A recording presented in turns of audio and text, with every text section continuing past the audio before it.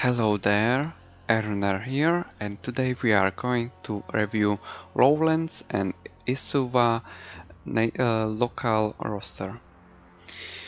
This native roster is starting with the Isuwan militia.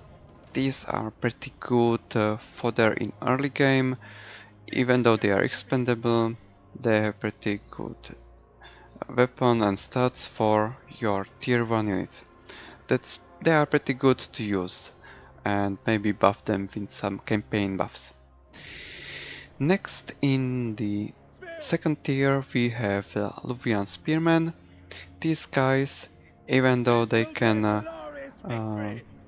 do some fancy formation, they are going to do terribly because of their weak stats, and you should not be using them. Next we have the Nubian Swordsmen. They have slightly better weapon, but they are still going to do terribly. They don't have anything that boosts, that makes them better, so I recommend skipping these guys.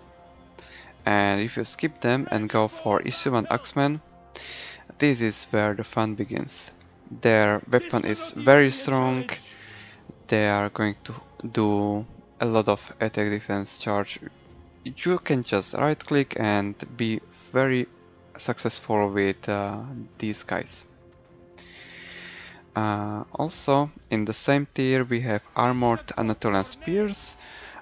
They are quite popular in Troy, but here they have terrible weapon, even worse stats, and if their only usage would be to eating enemy arrows, and I think that's a waste of resources, so probably skip this one. Next tier is the upgrade Renowned Isuwan X-Men. These guys are very good, better stats, slightly better axe weapon. You can tactically retreat or advance with them. If you want to use this roster, this is the unit you should rush and recruit. This will be very good for you. And Armored Anatolian Swordsman, you will want to skip these guys. Even though they are armored, they are not going to do very well. They don't have much pierce damage, they don't have stats. Well, that's quite sad.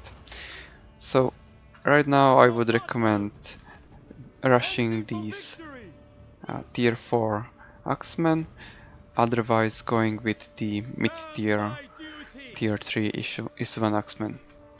And you can also rely quite well with the Isuwan militia. So that's the Lowlands and Isuwa roster, and see you later.